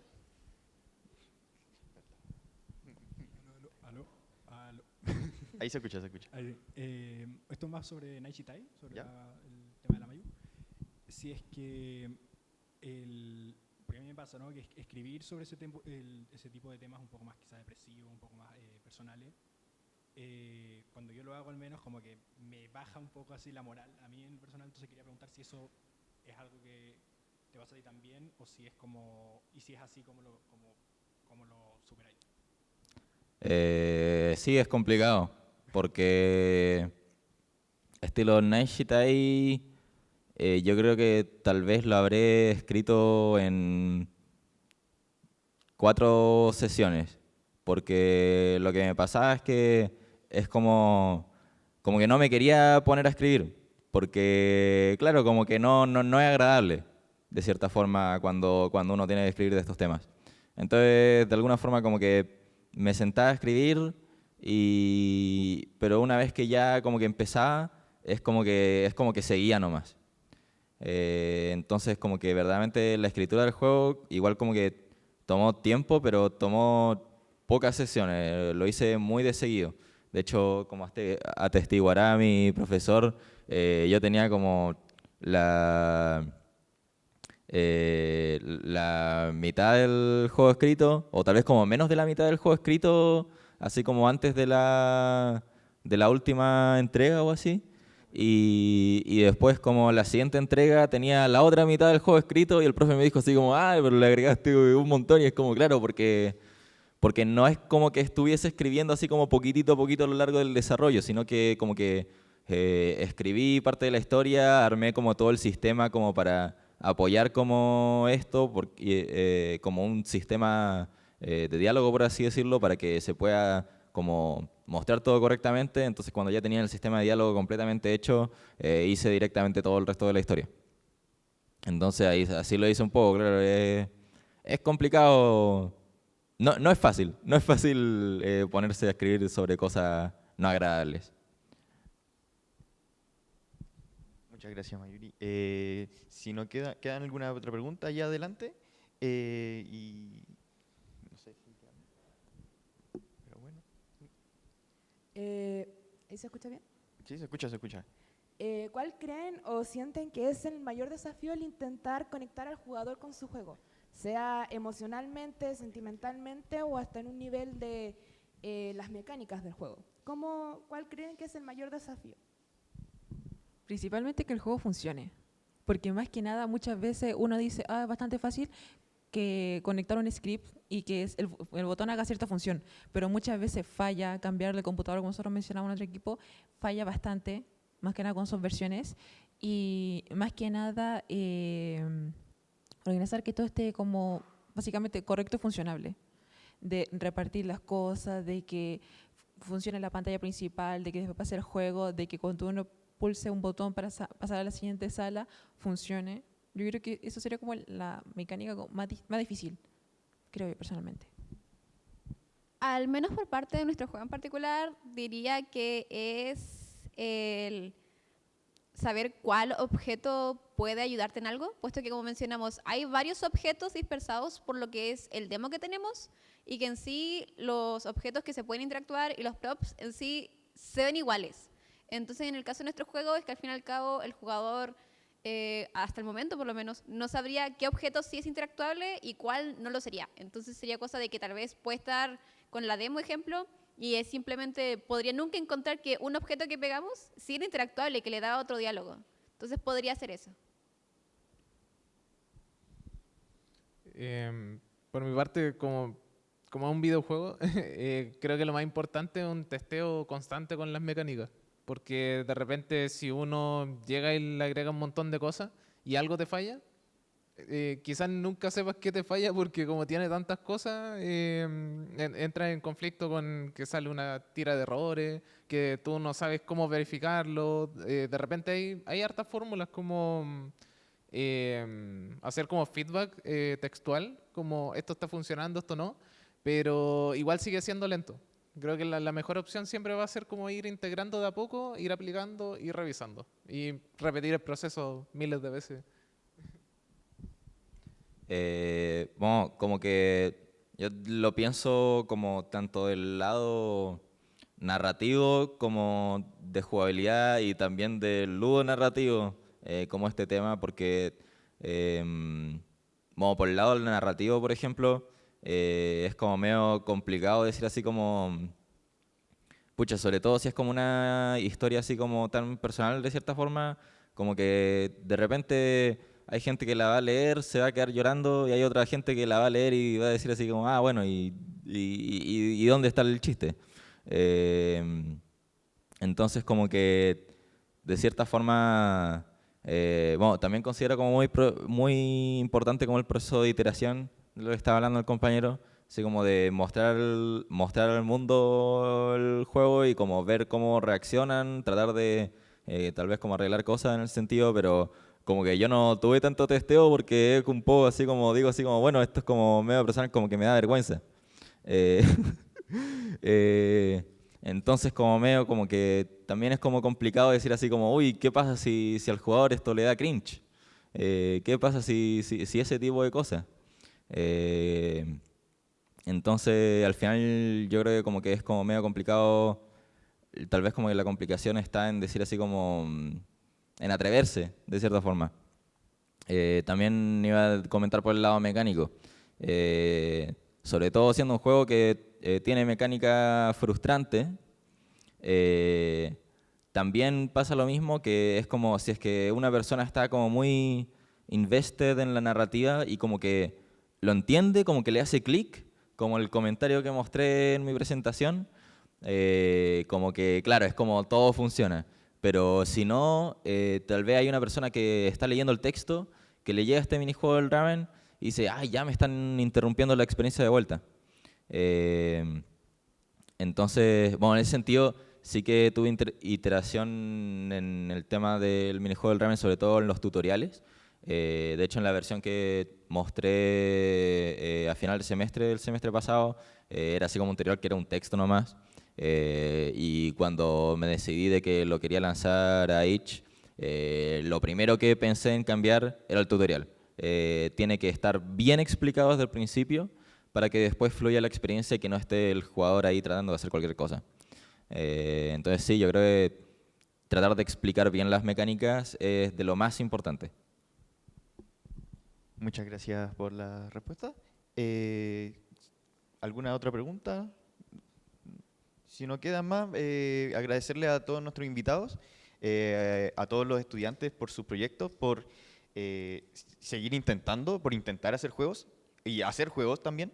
Y los quería dejar invitados también a todos los estudiantes que están aquí presentes, que sigan haciendo juegos, que sigan desarrollando, porque es un arte muy bonita, es una experiencia muy entretenida y además a ustedes les sirve demasiado para su crecimiento también personal. Así que le agradezco mucho a todos.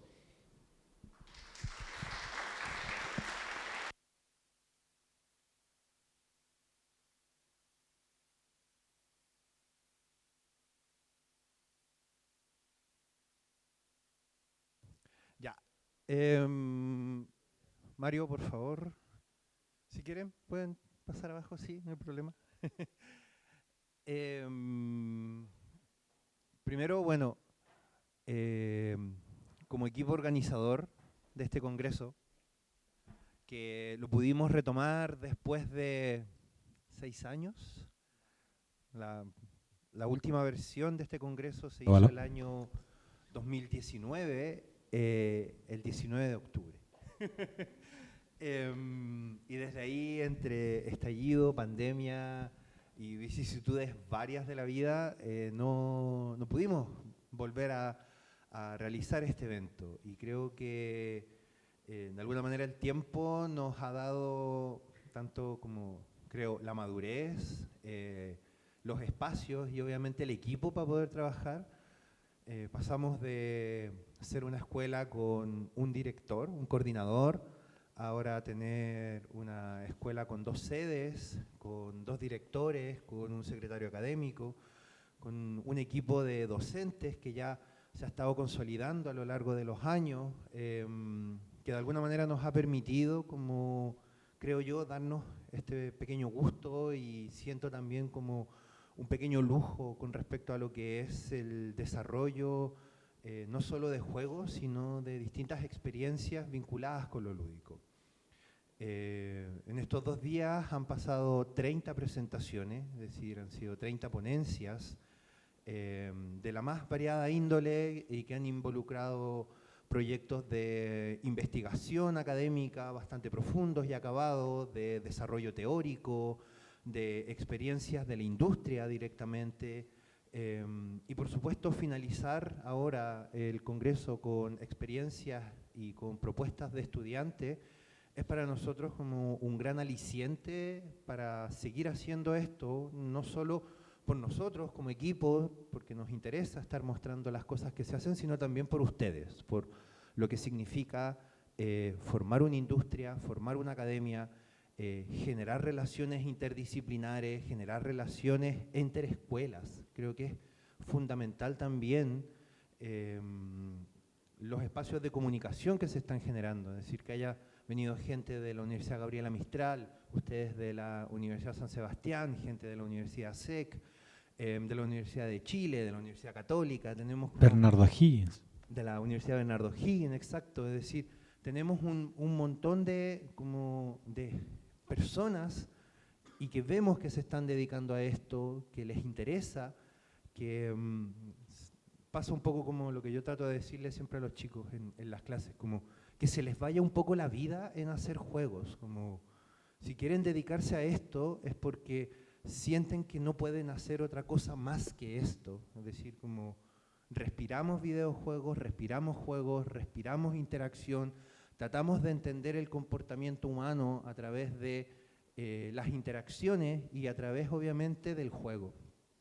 Y eso es lo que nos ha reunido entre ayer y hoy, y ha reunido a este grupo maravilloso de personas, entre expositores, oyentes y distintos que nos han acompañado y que nos han ayudado y nos han apoyado en la realización de este congreso. Entonces, nada, como para finalizar, por lo menos desde mi parte como secretario académico y parte del equipo organizador, agradecer el compromiso, agradecer las presentaciones, agradecer la paciencia también, como de estar atentos y atentos a los correos, a las comunicaciones, a todos estos espacios para que esto se llevara a cabo y funcionara de la manera que ha funcionado.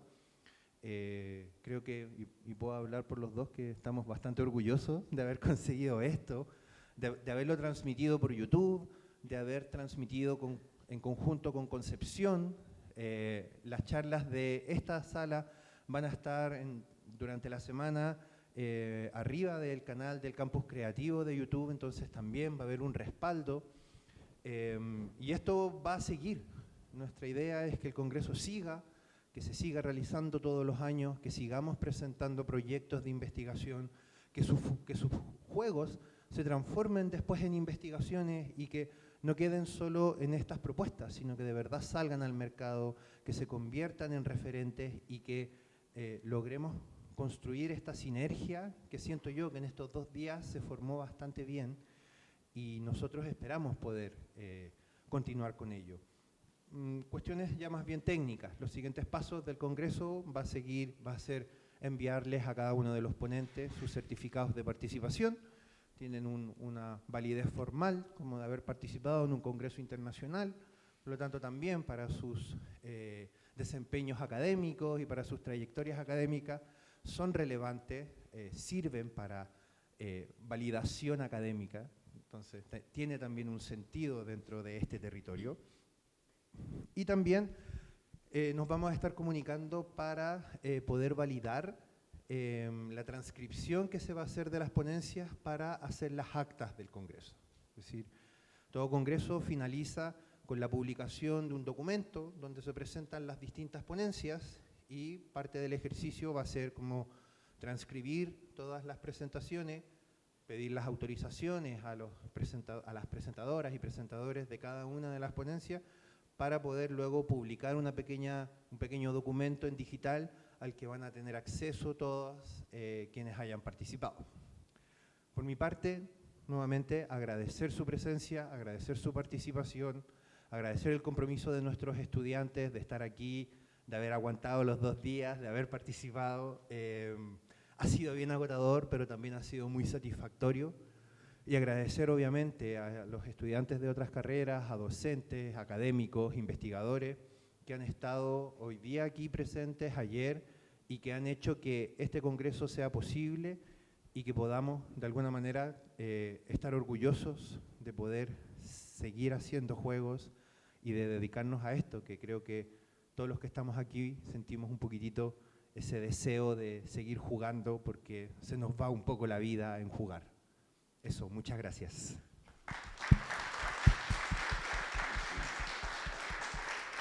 Me llegué a emocionar, la verdad. No sé, yo no voy a añadir muchas más palabras que las que acaba de decir Eduardo. Creo que fue bastante elocuente y asertivo con lo que acaba de decir. Sí, por supuesto, transparentar un poco o traducir un poco lo que menciona Eduardo desde el agradecimiento. Por supuesto, también muy agradecido por la participación de todos ustedes, de que estén aquí, y en qué se traduce todo este trabajo que menciona Eduardo que hubo detrás. Es que finalmente hoy día, en estos 2 días de congreso, reunimos a muchísima gente, no solo desde aquí de Chile, de distintas partes además de Chile, sino que también del extranjero, visitas desde Argentina, Colombia, ¿cierto? España. Entonces, lo que quiero ir con esto es que todo esto que se logró aquí fue solo a través de buenas voluntades y nada más que buenas voluntades, porque aquí no hay ningún peso en nada de lo que está ocurriendo, a nadie se le ha pagado nada, todo aquí se movió en pos de buenas voluntades y creo que eso es algo increíble, que tiene mucho de ese sentido de que cuando uno quiere hacer las cosas, no importa el cómo, se pueden hacer. Yo sí, efectivamente, estoy también muy orgulloso de lo que se logró aquí en estos 2 días y también porque eres parte de lo que traíamos como objetivo hace un buen rato, en conjunto también con Pablo Ortúzar, que está en Concepción, de empezar a visibilizar la carrera. Creo que tenemos gente no solo desde nuestra carrera de juegos digitales aquí en Campus Creativo, sino que también desde la industria y cómo se está moviendo, ¿cierto? Y dónde están estudiando otras personas, que es necesario mostrarla mucho más. Y eso lo hemos estado venido haciendo y esto es parte, esta es la piedrita final al menos de este año en términos de visibilizar lo que estamos haciendo, lo que hay alrededor de la industria. Y que ustedes se sientan motivados a participar de muchos más de estos momentos. Es muy importante el conocerse, el hacer amigos de otras partes, el ver que hay alguien más apasionado por lo mismo que uno. Creo que eso es lo que finalmente nos mueve a todos. Así que eso, inmensamente agradecido por todos. Y nada, a seguir avanzando. Esperemos nuestro 4º congreso sea mucho más potente, que lo que ocurrió aquí haga el ruido necesario como para poder seguir moviendo esto y que la siguiente versión sea muchísimo más significativa. Así que muchísimas gracias y les deseamos un tremendo día.